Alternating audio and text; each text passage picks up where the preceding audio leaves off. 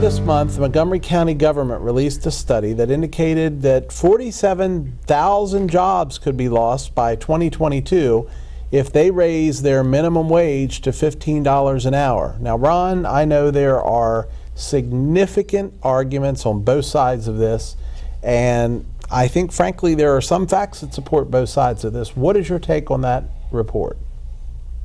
They can't find people to go to work now for $11 an hour. Okay, so we can't find people at Goodwill to go to work for $9.25, $10. So we're going to try a new program. I'm not going to say just yet what it is over in West Virginia. Yes, they're going to lose positions. The other thing is, if they don't pay them, they're not going to find people to work.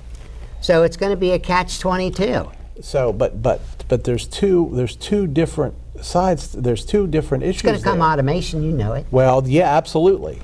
Yeah, absolutely, it is. There was a McDonald's that, and it was fairly local, but they had the thing where you go in, you order off the board, and you don't have to worry about talking to the person. The person delivers your meal. They don't take the payment or anything. Cuts down on credit card fraud. All kinds of stuff. But wasn't it primarily for nonprofits? Wasn't not raising. I think the nonprofits had the 2022 to get the whole way to $15 an hour. Yeah, and I don't know that, but I guess my point is, again, back to your original point, if the market, if people won't go to work for $9.25 an hour and the market demands that businesses pay them more, I think that's a far different issue than if we just, from a government standpoint, say everybody's going to pay $15 an hour. Okay, don't pay $15 an hour. You don't get your employees. So you lose 47,000 people both ways. But Ron, that is the market creating that pressure, not a government creating that burden. That's a good point. Okay. Yeah. Supply and demand. And we can look at the failure of the $15 minimum wage as we look at communities such as Seattle.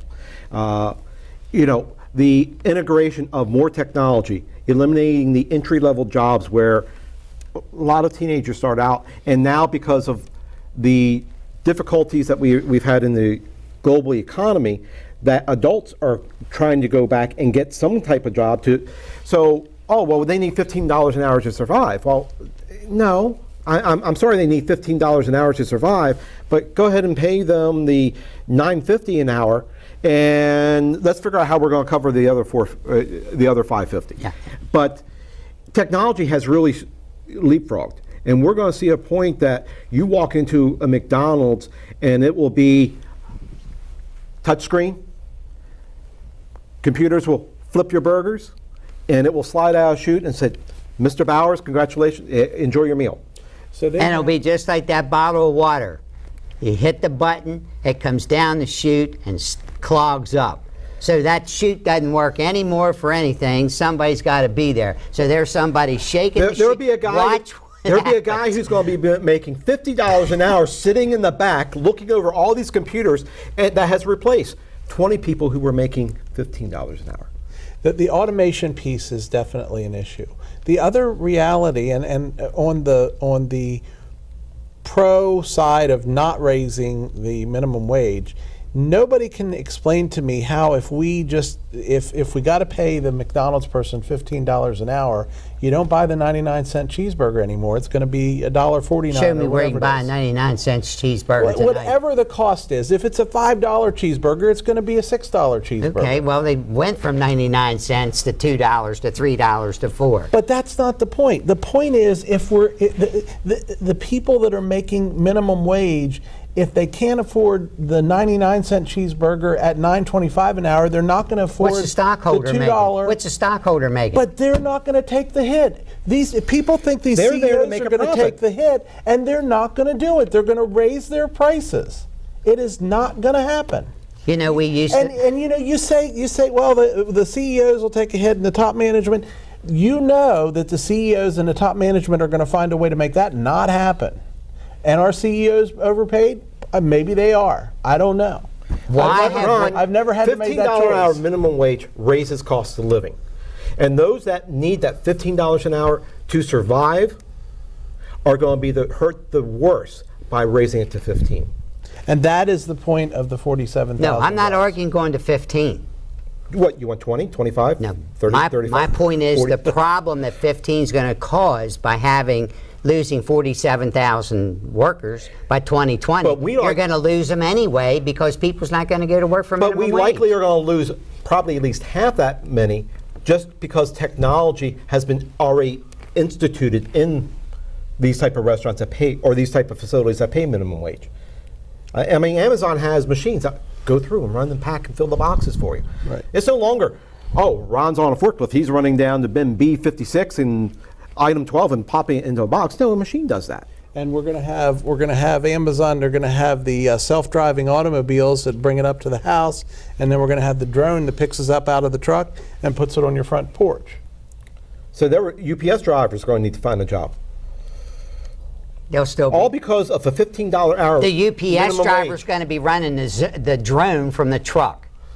Just remember, if you bought it, a truck brought it. Don't argue that a bit. Don't argue that a bit. Well, it's again, I think it's going to be interesting to see how this all plays out. And I hear both sides of the arguments, and there's some I agree with on both sides, but I have not. I still don't see how you get by the fact that if you pay people more, you have to charge more for your product.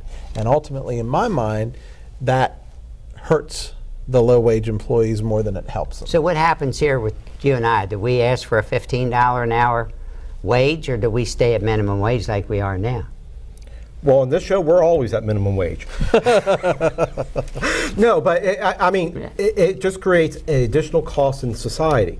So if we have $15 minimum wage, and Ron, let's say you're making 25, now, Ron, you're going to need to make 30 or 35. So we've increased the cost of every level in our society, which then makes everything else more expensive. So we've failed. What was minimum wage when you were a kid?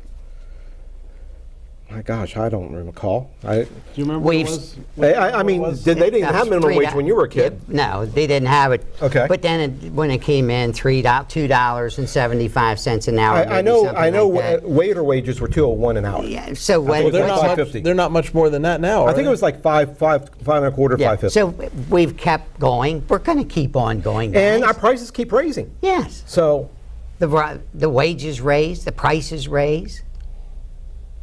That's part of progress. But does it fix a problem? Forget about progress. Does it fix the problem? What's the problem? The problem is these low-wage employees can't live according to the advocates for the raising the minimum wage. Does raising it to $15 fix that problem? You should answer that question. You're a business owner.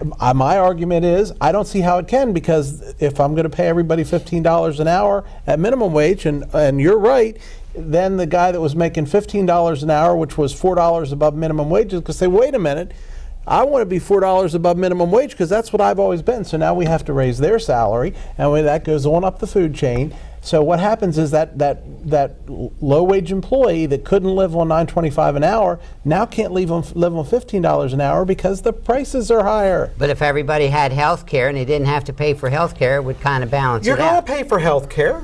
You tell me doctors are going to work for free, medicine's going to be free. You're These gonna have to these pay. It is on arguments Medicare. are at some level mutually exclusive. There is not. I mean, there's not a cause and effect on healthcare relationship, because we're going to have to pay for healthcare, as Henry mentioned. If we have a $9.25 an hour employee at Goodwill, Horizon Goodwill, and they're a full-time employee, they get health care. Okay, They get benefits. that's great. Okay? Do they have to contribute to the benefits? There's a very small portion. A percentage or a dollar amount? But percentage. Okay. But then they had to pay for family members, okay, that type of thing. But if everybody had health care, a lot of these problems would be eliminated. But then we would be paying in taxes, which means their paycheck wouldn't be big enough for that either. And they still Well, couldn't live. if either Congress get the same health care we have, or we get the same health care they have. And that's a Now, what you topic wanna do? that's a topic for a different segment. And we're out of time on this one. Up next, though, the 5 things you need to know. Fast 5 is up next. Stay tuned.